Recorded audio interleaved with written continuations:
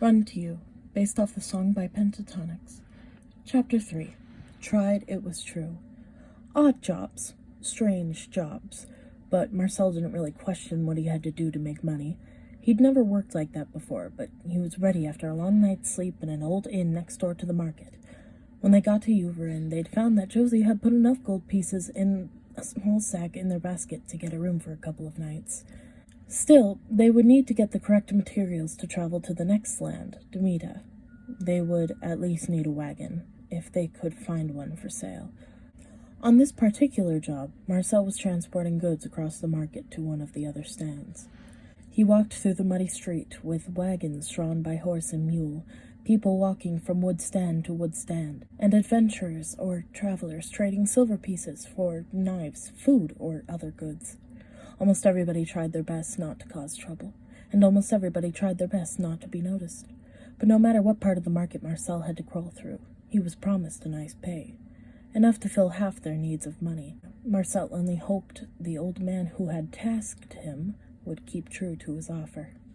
As he stepped over large rocks and weaved around people, he kept his head down and the outline of his sword hidden. There was a large wagon headed in the opposite direction, the hooves of its 2 horses stomping in the soft ground and kicking up mud. He moved to the side, as did others near him, but he heard a noise that he had not yet heard in the market. Something tumbling off a stand and splashing into the mud below it. He turned around out of curiosity to see the figure of a small woman catching herself on a vendor's stand. She'd been knocked over by the cart, it looked like. A hood covered her face, so it was likely she simply didn't see it. "Hey, watch it," the man behind the stand shouted at her. She quickly stabilized herself, muttered something, and started walking again. The man didn't accept that. Marcel looked down as he saw a few of his antiques had been knocked into the mud and were now covered in black and brown muck. Meanwhile, nobody paid attention to them, a most common thing in Uverin.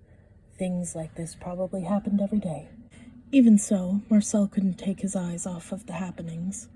The man stomped around the wood counter, caught up to the woman, and grabbed the back of her cloak. A sort of strange shattering came from her back, and she cried out like she'd been terribly hurt. The man reeled back a bit, but quickly ignored his involuntary reaction and grabbed the collar of her cloak instead of the back.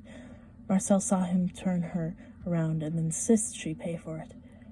She'd put up her hands, not wanting trouble, and tried to walk away, but he only grabbed her arm. Finally, Marcel decided to approach them. "Excuse me, fine sir. How much were they?" he asked, referring to the antiques on the ground, a cup, a teapot, and a plate. 17 silver altogether. Why?" He glared at him. He was a bigger man, taller than Marcel was, and had a mean look to him. "Well, I'd be happy to pay for them," Marcel explained. The man looked at the girl, and then back to Marcel with a scowl. "All right, then," he said, holding out his opposite hand, still holding tight to her. Marcel dug into the pocket of his covering and pulled 17 silver pieces exactly out of the 50 he'd earned so far this morning. The man snatched them out of his hand and went back behind his stand. Marcel turned to the woman, but didn't expect to see something he'd recognized. Green, glowing eyes and pale skin looked back at him, only for a split second, as if she simply had to get a good look at Marcel before venturing off with a quick step down the street. "Fairy eyes," Marcel muttered to himself. He was compelled. He simply had to follow her. She was doing something sinister in Uverin, and even if it was a useless land, it was still populated. He had to find out what she was planning, what the Queen had sent her for. So he followed. Down the street, off his course, up alleyways between old wood and brick buildings, past crowds of people, like she wasn't trying to be found, like she knew someone was following her. Her steady brisk walk got slower as she continued on, and by the time she was slowest, she was on the other side of the market. She stumbled into what looked like an old barn, and as soon as Marcel got close, he drew his sword. "Gotcha," he thought. He stepped cautiously into the barn, layered with hay on the floor and hay bales on the walls. Stalls were on the other side, but no animals occupied them. Vacant. Except for the woman, now on the floor, looking as if she'd fallen simply because she couldn't hold herself up. Marcel stepped quietly to her, thinking of nothing but plunging his sword into her back, disregarding the fact that the goods he was transporting were still on his back, just waiting to get to their location. No, he only thought of revenge. All the same, he couldn't take any chance. He was okay with simple murder, even if it was a human, and he had made up the fairy idea. Never leave anything to chance. That was the first rule of war, for in a war, one mustn't think too long, or the enemy might get to you first. He lifted his sword, ready to plunge it down. He'd seen worse in his life. He'd done worse in combat. This was easy to live with compared to the guilt he would feel if he rather didn't, and he ignored his instincts. With a swift move, he brought it down. Just as it was about to hit her, she turned to see it, terrified, hands held up to guard herself. But a clang only met his sword. His eyes followed up the weapon to see Isaac glaring at him and blocking his hit. Isaac quickly flung Marcel's sword out of his hand and stepped in front of him. "I will not condone this. You're blinded by your anger, Marcellus. I thought higher of you." "What is wrong with you?" Marcellus shouted. "What is wrong with you?" Isaac backfired. "You've no reason to hurt this young lady. Your prejudice surpasses your wisdom. Insufficient thoughts make your actions sloppy and regretful. King Cato didn't make you a general for your blind rage, Marcellus." Marcel stepped back. Lo and behold, he found Isaac was right.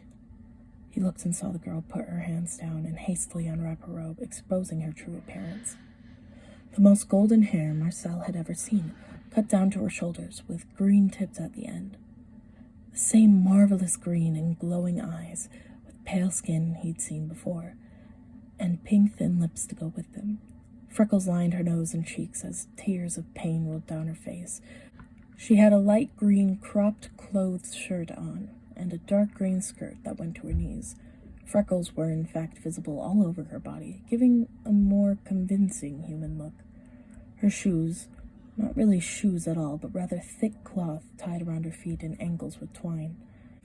And on her back, cracked and broken wings, shining with no light still, even though it looked like shattered glass barely hanging on.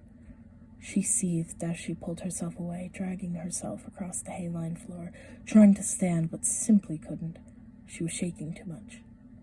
"Oh dear," Isaac said as his eyes were glued to her wings. "Are you okay, my lady?"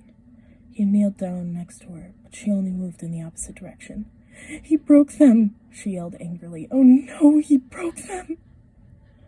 Dear, I'm sure it'll be okay," Isaac said calmingly. She was right. Humans are merciless. "Not all of us, my lady." Isaac held out his hand with a smile. She looked down at it, trying to stop her crying and calm herself. The tears were rage and pain, everything Marcel was feeling since this whole thing began. "We can help you, I promise."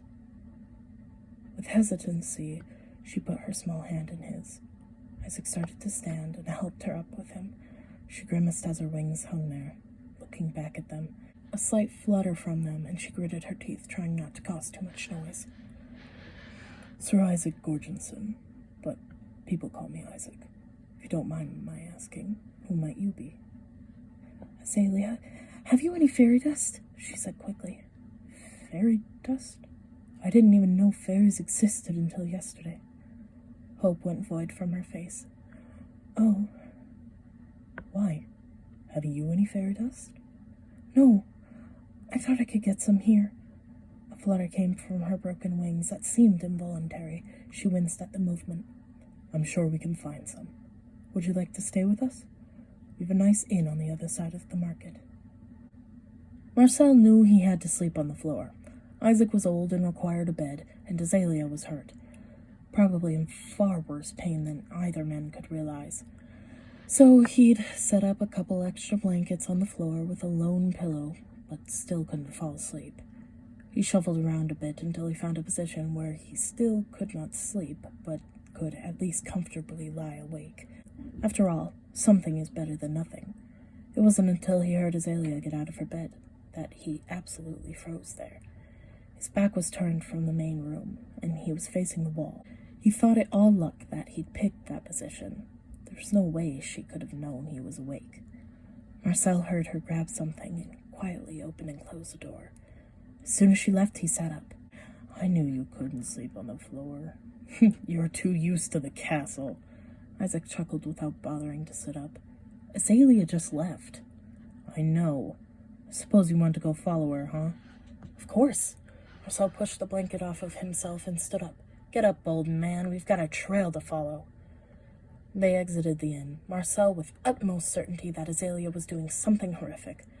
Isaac simply suggested the idea that she was just going to the bathroom, though Marcel shot it down with the fact that there was a restroom inside. She would have passed one in the lobby, too. I'm telling you, Isaac, something doesn't feel right, Marcel whispered as he watched Azalea go around the corner in the alley. Nothing has felt right since 2 days ago. And now you're noticing? Isaac said sarcastically. Marcel didn't answer and crept down the cold street to the even colder alley, Isaac right behind him, still saying he wanted to go back to bed. Old men need their sleep, according to him. Still, they followed down the alley, around a few corners, stepping in mud and tile all the way as the winds blew like ice to their faces. Marcel only hesitated to trail when he saw Azalea going into a lit and run-down building on the edge of the market. He'd not seen the building before, hadn't even known it existed. Then again, all of Uruverin has its surprises. Marcel looked back at Isaac, who had the same feature on his face. The men stayed along the side wall until they got to an open window, the cold air flooding into the frame. They both peeked on either side of it. Inside, Azalea was in the middle of the room with candles lit above her on an old chandelier covered in cobwebs. The place looked abandoned, like it shouldn't have had the faintest sign of life but in the past. But there she was, putting her cloak in her hands and looking into the darkness, her broken wings still behind her. Only they looked worse now, more cracks and what looked like decay as they lost their shine. Hello? She hesitantly spoke. Greetings, a voice said. From the darkness in front of her then came a glowing mask of a monster, clearly fake, but visible all the same. Crazy eyes and an open mouth with sharp teeth. The voice sounded of a man's, but something wasn't natural about it. Do you have it? Fairy dust? Have you my payment? Azalea dug into her pocket. She pulled out a large sack, the same one they'd gotten from Josie, filled to the brim with their money, and threw it on the ground in front of the dark veil. The masked man looked down at it. I need it, please. The voice laughed as the mask bobbled up and down like quick waves. It looked at the bag and then back at her. I'm sure you'd make a fine sell on the market, he said. Just give me the dust and I'll be on my way, Azalea demanded. An even better price on the dark market. Just give me my dust, she insisted again, this time with a yell. How naive. I think not. Suddenly, 2 men in all black jumped out from the sides of the room and grabbed her arms. She clearly hadn't seen them before, but it was most likely their job not to be noticed. As soon as Isaac saw this, he stood up to enter, but Marcel grabbed his shoulder and pulled him back down. You haven't a plan, Isaac. There could be more, he whispered. The old man reluctantly agreed and went back down, clearly disturbed as she tried to get out of their grasp. One man pulled a rope out of seemingly nowhere and grabbed her hands as the other tried to keep her still. All the while, she was screaming at them in a language neither Isaac or Marcel recognized. Marcel looked to see a glance of Isaac turn away.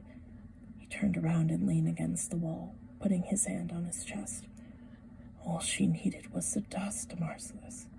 I wouldn't ever wish this upon her. She should have brought us with her. He spoke with great sorrow.